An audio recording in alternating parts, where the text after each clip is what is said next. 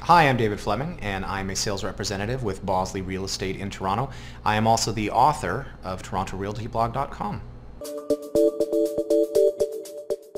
Well, I went to McMaster University, where I obtained an Honours Bachelor of Commerce with a minor in economics, specializing in marketing and finance. Now, I didn't go into marketing because I thought there were already enough young 20-something guys who thought they could make the next great beer commercial.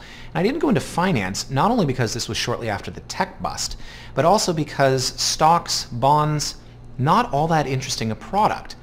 Real estate, on the other hand, still a market of buyers and sellers, just like the stock market. However, the product is far more interesting, far more dynamic, far more unique. Houses, condos, low-end, high-end, and every product is different. So I decided to go into real estate right after university. I immediately began doing my licensing. I apprenticed with a builder to learn the business literally from the ground up, and in 2004 I was licensed to trade in real estate. I can tell you the exact moment Toronto Realty Blog was born, actually. 2006, a couple of friends and myself were going up to play a round of golf, and one of my friends, who was sort of that tech-savvy, ahead-of-the-curve kind of guy, he said to me, you know, Dave, I read 4 or 5 blogs a week, and you know, I've got blogs for different subjects. I have a gadget blog because I love gadgets. It's that specific, and yet there is no one identifiable real estate blog about real estate in Toronto. Now, this was back in 2006, before blog was part of the vernacular. We used to refer to them as weblogs. This is how long ago this was. And my friend said, you know, Dave, you are never at a loss for opinions. You like to write, and I think people would kind of benefit from your thoughts on real estate. So back at the time, every real estate agent had the same website. Seriously. There was one company in Toronto that provided about 95% of agents with their website. It was very static, very one-sided, no real information, no interaction, and all it really was a virtual business card. So I wanted to do something different. I also wanted to break free from the other, at the time, 30,000 realtors out there who were all doing the exact same thing. And I do like creative writing in my spare time. I'd love to write a book one day. And I thought, you know what? I do like being opinionated. I do want to share. I want to empower the consumers. And I want to do something different. And shortly after that, we started work on it. In 2007, Toronto Realty Blog was born. The rest is history. In a word or two, brutal honesty. That is what readers of Toronto Realty Blog have come to know from me. If I had a sentence to sum it up, I would say that I take sides. I take stances on issues. And that's something not a lot of realtors want to do. Most realtors tread the middle ground. They don't want to lean one way or the other. That's not my style. I'm brutally honest. I'm opinionated. I shoot from the hip. I tell it like it is. And personally, I think that's what we need to do in this industry. There are a lot of real estate agents out there that are just chasing the next deal, that will sell whatever property you express a little bit of interest in. That's not what you get with me. If my clients email me 10 properties that they want to see, I'll probably respond with 8 of them that I don't like for various reasons. That is what we need more of in this industry, and that is what you'll get from me.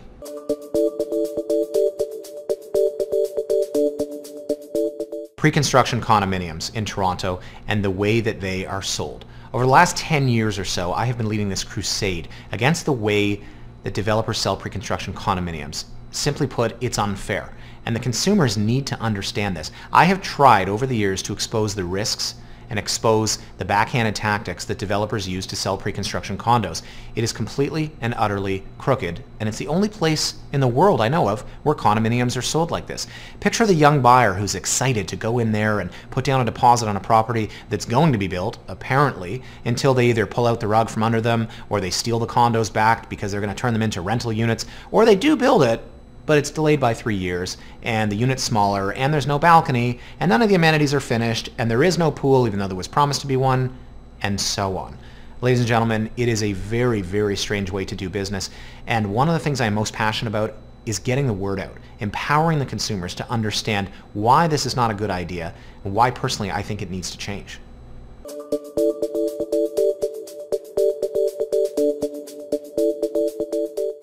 Well, I go back to the condominium industry in Toronto, the way that properties are marketed and sold. And if I could draw a parallel, I would say look at professional sports, where you have a collective bargaining agreement between the players and the owners. Now, every 5, 6, 7 years, provided there's usually a strike or some sort of labor dispute, you need to readdress and rewrite this agreement. The reason being is that over time, the general managers, the player agents, they find loopholes in the agreement. They find ways to weasel out of rules as they were intended. Now, the Condominium Act was written in 1997, which means it was probably drafted shortly before then. You don't think in 20 years developers have figured out how to get out of anything and everything that they don't want to do? It needs to be rewritten from the beginning. Not readdressed, not looked over, but completely rewritten. Now, I also think there needs to be more transparency in real estate, specifically with how to deal with multiple offers.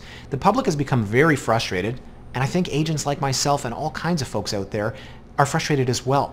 There is no one identifiable set of rules and regulations, no one procedure for how to deal with multiple offers, and it really makes it a complete and utter free-for-all.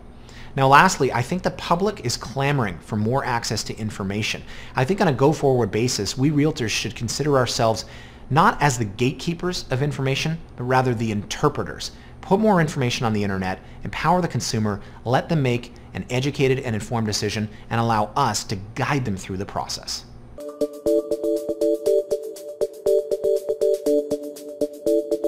Well, I think my clients should expect to get the same attitudes, opinions, and beliefs that I express every day on TorontoRealtyBlog.com. Consumers need more information. They need to be educated. They need to be guided. And I am the person to do that. I am one of the top agents in the city of Toronto. I am knowledgeable. I am experienced. And you need this as a buyer or a seller out there in today's market. I know the West End, I know the East End, I know North, I know South, and today's modern real estate agent cannot really focus on one area. We need to know absolutely everything, every price point, every location, and that's what the clients are going to get with me.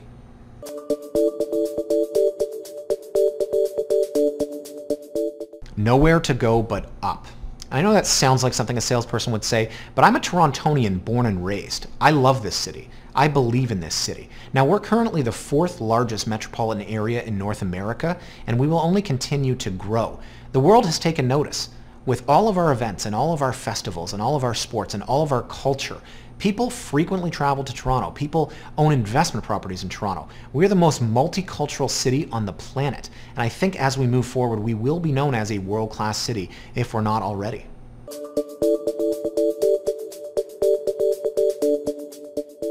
Well, real estate is a 24/7 business, so unfortunately there's not a lot of time outside of it.